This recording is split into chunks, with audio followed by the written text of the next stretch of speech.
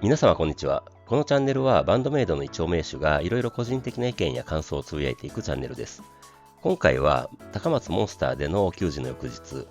2023年10月1日に開催されました10thアニバーサリーツアー松山サロンキティのお給仕に帰宅してきましたので、その模様をレポートさせていただきたいと思います。高松のレア曲祭りの興奮が冷めず、少し寝坊してしまったので、予定より1本後の9時42分発予讃線特急石鎚5号で松山へ向かいます。高松から松山まで2時間半もかかります。新幹線で新大阪東京間の時間ですね。私が乗った電車には高松モンスターに来られていた海外のご主人様お嬢様も乗られてました。石鎚に乗りながら高松の様子をメモしていたら、思ったよりすぐに松山に到着しました。昼を少し過ぎたくらいでした。だいぶ昔に松山は仕事の関係でよく出張で来てましたので、何気に懐かしい感じです。松山駅前はほぼ変わらずって感じですね。高架化工事やってましたので、もうすぐ変わるかもですが。とりあえず松山駅から松山市駅に向けて伊予鉄の路面電車に乗ります。仕事は伊予鉄さんの仕事で来ていたので、伊予鉄乗れて少し感慨深いです。松山市駅で少し懐かしさに浸って、ホテルのある大街道方面に向かいます。昼を過ぎてたので、昼食を途中で取るべく、松山といえば鯛めしかと思い、ホテルのまあまあ近くにあった元水というお店で宇和島鯛めしをいただきました。で、ホテルに荷物を置かせてもらって、チェックインまでの時間で少し松山観光しようと近くの松山城へ向かいます。ロープウェイかリフトを選べるのですが、上りはリフトにしました。で、松山城を見に行くと、また同じ電車だった海外のご主人様お嬢様がいました。行動が同じでしたね。それでホテルにチェックインして、いつも通りスマホ充電と着替えをして会場に向かいます。今回はホテルが少し遠いので、会場に着いたのが16時前ぐらいでしたが、全く並んでいなかったのですぐくじ引きしました。今回は物販のお姉さんがノリが良かったので期待したのですが、缶バッジ4とキーホルダー1でした。まあ定常運転ですね。で、会場前で待ってたら16時頃になんかケータリングを運び込んでました。ショートカットの可愛いスタッフさんが運んでたのですが、この後のお給仕の中での出来事につながります。待ってる時に音にこだわってるライブハウスだとの情報を得て期待が高まります。入場待ちは会場横の河川敷公園というか、公園の狭い通路みたいなところに並びます。若干カオスな感じでした。今回のチケットは A108 番だったので、あまり前は期待せずに入ったのですが、サロンキティは横幅が狭く1列10人くらいなので、入場したらもう半分くらいまで埋まってました。なので後ろの方の段の上のミサさん前あたりに位置取りました。段の上の2列目でしたので、視線を遮るものはない感じです。お嬢様エリアは上手の後方と珍しいパターンでしたね。海外のご主人様お嬢様は前方組と後方組に分かれてた感じになってました。で、やっぱり人を入れるのに苦労してまして、スタッフさんがせーので一歩前に詰めてくださいって言ったら、みんなでせーのって言うという、お名所さんたちはこのやりとり慣れてるからノリいいですよね。まあいつもは下がるときですが。で、なんとか入って帝国通りお給仕スタートです。大歓声と手拍子の中メンバーが入ってきてドミネーションスタートです。この瞬間大好きですね。段の上だったので、番目さんたちとほぼ目線がフラットで、みんな膝より上くらいが見える感じでしたし、間隔も狭くて視線を動かさなくてもみんながよく見える感じでした。距離もそれほど遠くないので、実は今までのベストポジションだったように思いました。あーちゃんもよく見えましたね。で、会場の設備もだと思いますし、私の場所的なものもあったと思うのですが、めちゃくちゃ音が良かったです。前すぎるとエフェクターの音が大きすぎたり、バランスが少し悪かったりするときありますよね。まあ前は前でいいのですが、後ろもいいということです。私の前とか横にはフル株で歴戦の名手様たちがいましたので、負けずに手を挙げて体を動かして声出しました。2曲目はグローリーですね。後ろの段の上というポジションなので、みんなジャンプしてるのがよく見えます。当然こっちも思いっきりジャンプします。あーちゃんってずっと笑顔でドラム叩いてますよね。めっちゃ癒されました。で、次がアローンです。この5人全員を見る感じでのアローンは良かったですね。2メロでのミンチョのギターとか、ミサさんのベースとか、あーちゃんのドラムとか、小本さんのコーラス、当然サイちゃんのボーカルを同じ目線で見れるわけです。もうめちゃくちゃ盛り上がります。次がプレイです。ここまでは安定の瀬取りですね。やっぱりサビでは会場の声しか聞こえなくなります。うつむくなミステイクやの時のあーちゃんのドラム叩いてるところよく見えまして、改めて凄さを感じれました。それで次がアンリッシュです。高松と同じ構成ですね。ということは今回もレア曲やってくれる感じかなと思いながら全力でだんだんディディだんだん叫びました。で、1回目の MC です。ここでお嬢様エリアからミンチョさんって声が上がって私的には受けました。お帰りなさいませ、ご主人様お嬢様、やってまいりましたっぽ。ついになんと初の愛媛っぽで始まります。愛媛は初だったんですね。で、やっぱり暑いっていうのと酸素足りないみたいなことを言って、会場もステージ上も酸素が薄いと。でも蒸気がすごくて湿度は十分みたいなことを言ってました。で、いつもの体調に気をつけて水分補給もしっかりやるようにとの気遣いがあって、いいですかみたいに小本さんが言ったら会場からははーいって返すので、ご主人様お嬢様はいい人ばっかりみたいなことを小本さんが言ってましたね。で、初の愛媛ということで、また日本地図を塗りつぶせたということでしたが、ヨーロッパとかアメリカとか行きまくってるのに、日本ではまだ行ってないところはあったんですね。でもサロンキティは以前から来たかったそうで、サイちゃんが満足したって満足げに話すと、小鳩さんからまだ5曲しかやってないのに終わったみたいなこと言わないでポッて突っ込まれてました。で、まだまだいけるよねってことで、皆様盛り上がる準備できてますか棒からようこそバンドメイドのお給仕へで次セクションです。MC 明けはホワイホワイホワイです。もう心の準備できてましたので、思いっきりうーうーうーうーってシンガロングしましたね。小鳩さんの最初と最後のシャウトと鳩の鳴き声みたいなやつもいいですよね。それでベイドラ始まりでのアイストリシークリベンジです。この最初のベイドラはかなり長くて聞き応えバッチリですよね。2メロでのミサさんのすごい指使い見れましたし、ミンチョのソロも堪能できました。次はチューズミーです。もう会場の盛り上がりは最高潮になります。ステージと会場の一体感がすごかったです。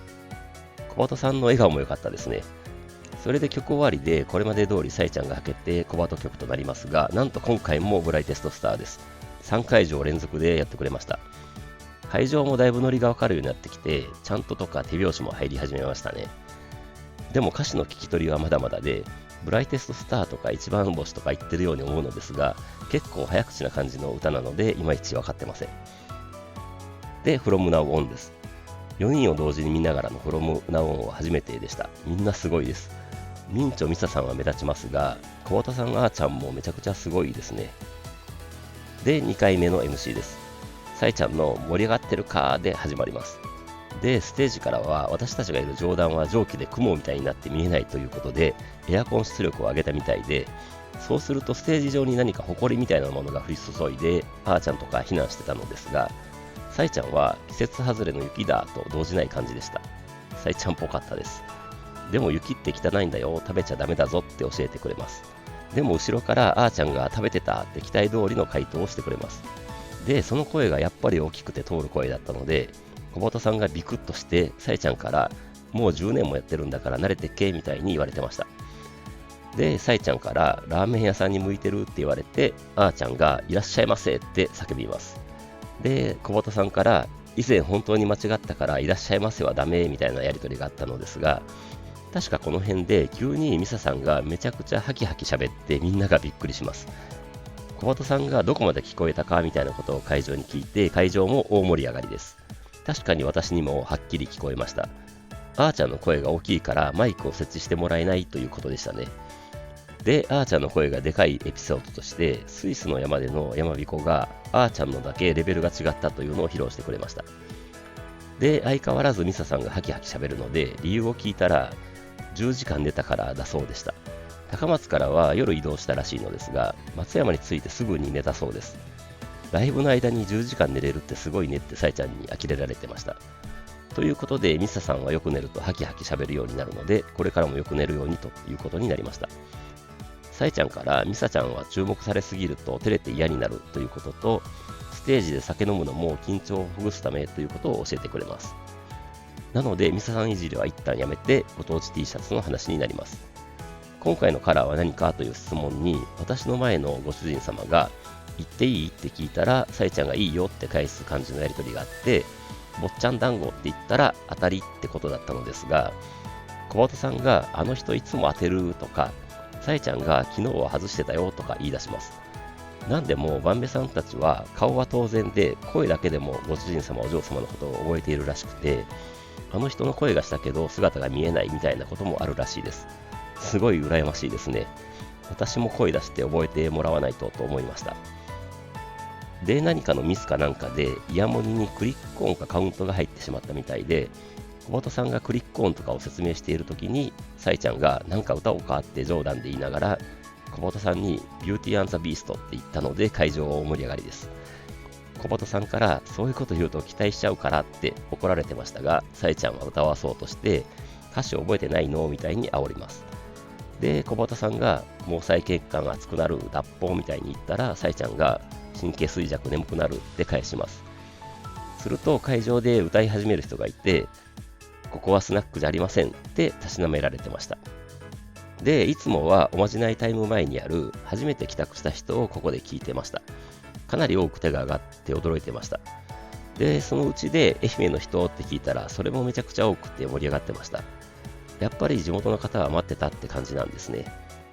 それでお嬢様エリアが上手後ろということで、さえちゃんとミンチョが嬉しいということと、これが小本さん、ミサさんはいつものことで羨ましいみたいなことを言ってました。で、そこからミンチョは可愛い女の子がいるとすぐ話しかけるという話から、ミンチョ曰く、今日ケータリング持ってきてくれたスタッフの方が可愛かったので話しかけてしまったと言ってまして、ああ、確かにあのスタッフの方可愛かったなと思い当たりました。で、いけるか松山みたいなさえちゃんの煽りで次のセクション開始です。MC 明けは高松と同じくユースでした。後でさえちゃんが夏の終わりに歌えて嬉しいとポストしてましたが、確かに夏の終わりって感じしますね。これもジャンプ曲ですね。ユース聴けたことって後々すごい貴重なことになるのではと思いました。次はモラトリアムです。さえちゃんがおるので全力で声出そうとするのですが、これ厳しいですよね。ちゃんと音程あるんで結構難しいですもんね。でも多分次はメモラブルだろうと予想して思いっきり声出しました。なので、さえちゃんの最高ももらいましたね。で、予想通りメモラブルです。後ろの壇上から見てましたので、会場がゆっくり揺れてるのが見えます。心が澄み渡る感じになります。それで、ここ3回固定となっているミラージュです。この曲は自然に体が動きます。ミンチョのリフがいいですよね。最後のあーって超長く歌うところがめちゃ盛り上がります。次がマッチレスガムです。何度も言ってしまってますが、眠れないのところいいですね。さえちゃんの体動かしながらの歌い方めっちゃいいです。で、高松でもやってくれたターミンオンです。昨日さえちゃんの話があったので、ノリが難しいのかなと思いながら聞いていたのですが、全然ノリノリでいけましたね。このギターソロとその裏のベースライン大好きなので、2日連続で聴けて大満足でした。それでダイスです。やっぱりお給仕でのダイスは手拍子ちゃんとシンガロングが確立していて会場との一体感が出てめちゃくちゃ楽しいです。それでドラムソロつなぎでヘイトですね。今更ですがギターバトルも結構長いですし、その後のミンチョのギターソロも長いので、この後半によくミンチョこれだけ楽しそうにギター弾けるなと感心してしまいます。それで最後の MC です。久しぶりにクルッポーで始まりました。さえちゃんが暑くて苦しいって言ってたのですが、嘘ですって言いながら、やっぱり少し苦しいねって言ってました。で、水分取るようにという話から、カフェイン入りはダメだよって教えてくれました。なんか血圧が上がるみたいで、こういう時に飲むと危ないらしいです。で、みんな元気ですごいねって感心してました。とか言ってると、小鳩さんがいなくなって、さえちゃんとミンチョのやりとりが始まって、小鳩さんのマッサージ機を使ってみたりしてました。みんな同じの持ってるらしいです。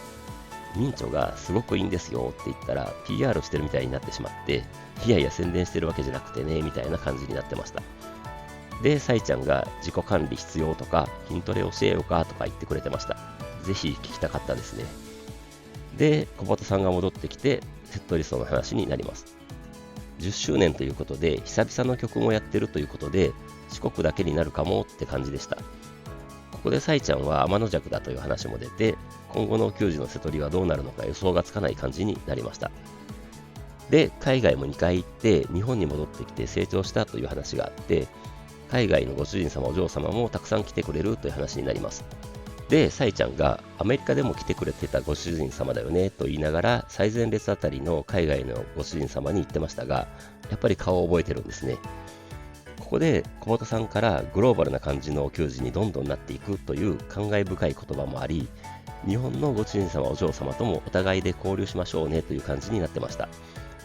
そうこうしていると、ミンチョとあーちゃんがなんか話しながら小本さんのスマホを持ってステージから消えたので、何かやるかなと思っていたら、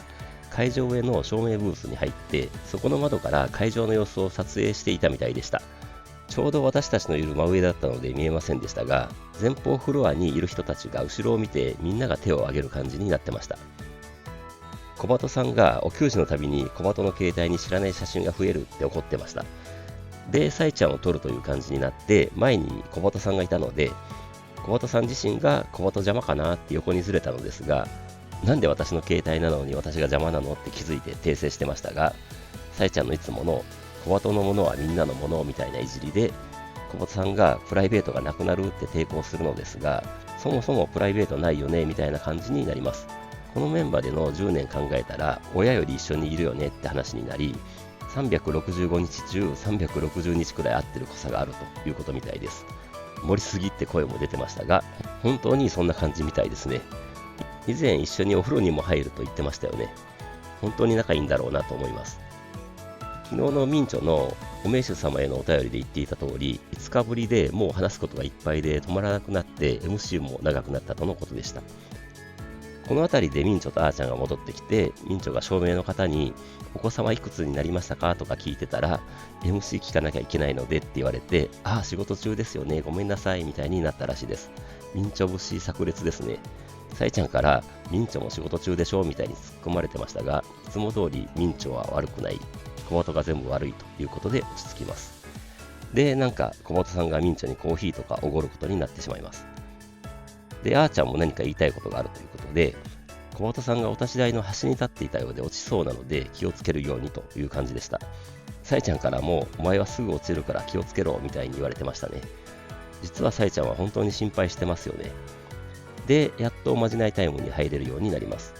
で、おまじないタイムはお給仕で一番大事という小俣さんと、そうでもないよというサイちゃんのツッコミが何度か繰り返されて、なんとか最後はサイちゃんにも納得してもらって、おまじないタイム開始です。で、もやもやキュンキュンやりますが、みかんとか、坊っちゃん団子とか、なぜかサイちゃんとかも入れてきて、恒例の最後はバーンとメーで盛り上げて、ズッキュンバッキュンドッキュンで、全身で3つのお団子の形を表現しながら、坊っちゃん団子と言いたいところで、坊っちゃんまんじゅうと言ってしまい、サイちゃんからやり直せって言われてしまいます。で、小畑さんが大事なところで噛んじゃったポって言ってたら、サイちゃんが畳みかけるように、お前の言ってたハートフルな時間ってこんなもんなのかって責められてました。会場は大爆笑です。で、小畑さんがごめんなさいポーみたいに謝って、バンドメイドからねって感じでやり直して、ズッキュンバッキュンドッキュンワオ、坊っちゃん団子ってやり遂げて、萌え萌えキューンで最終セクションに入ります。サイちゃんの強烈な煽りで始まったのがブラックホールです。ここでついに高松から帰ってきた感じですね。ブラックホール好きなご主人様お嬢様多いと思うのでめっちゃ盛り上がります。2メロのサイちゃんと小畑さんが全然別のフレーズ歌うのを一緒に見れました。次はフリーダムですね。プレイの時もそうですが、フリーダムも最初みんなが前に出てきますよね。これいいんですよね。うおーってなります。で、サビではタオルの人もいましたが、手を回す感じになるのを今回はみんなでやってたので、かなり一体感が増してました。それでミンチョが前に出てきて、凶悪なリフで始まるシャンブルズです。みんなで叫ぶ Do It が会場に響きましたね。私的には人間版実際用が馬のところから最後のはーまでの展開が大好きです。次のエンドレスストーリーはもう大音量のシンガロングで、ステージと会場は一体になります。後ろ上段からの眺めになるので、この一体感は鳥肌ものでした。サイちゃんも大満足な感じで、最後のありがとうの声も大きかったように思います。最後はノーゴッドですね。サイちゃんの次がラストだの全力の煽りでスタートです。ジャンプした時、後ろの人の足踏んでしまったかもです。すみません。ノーゴッドは後ろ気をつけないとです。とにかく最後なので、いつも通り燃え尽きるまでジャンプして声出しました。最後はサイちゃんの最高でしたももらいました。この終わった後の爽快感となんかやり遂げた感みたいなのがバンドメイドの QG ですね。今回はアーチャーのスティック投げもあったのですが、絶対無理なので羨ましく思いながら見てました。いや、松山サロンキティめちゃくちゃ良かったです。基本的には高松の瀬戸りと同じで、アフターライフがブラックホールになった感じですね。でもこのレア曲満載の瀬戸りは大満足でした。恒例のサイちゃんのポストは、松山ありがとう、はちゃめちゃ楽しかったよ。夏の終わりにユース歌えたので素敵な思い出、いっぱい一緒に歌ってくれてありがとう。また帰ってきたい場所が増えました。また会おうでしたね。本当にサロンキティ良かったので、ぜひまたやってほしいと思います。でももうこんな小さなライブハウスは無理かもと思いながら会場を後にしました。それにしてもこの瀬戸内ラウンドは驚きの連続でした。今回たまたまチケットを全部ゲットできましたので来れたのですが、大満足で終えれました。ちなみに翌日の帰りの特急潮風でも同じ列車に海外のご主人様お嬢様がおられました。どこまで行動一緒やねんと思う出来事でした。次の東北ラウンドはチケット取っておらず、北海道ラウンドも札幌はチケット取れずでしたので、私の次回帰宅は小樽からになります。それまでは皆さんのポストを見ながら空想したいと思います。今回は以上です。それではまた次回。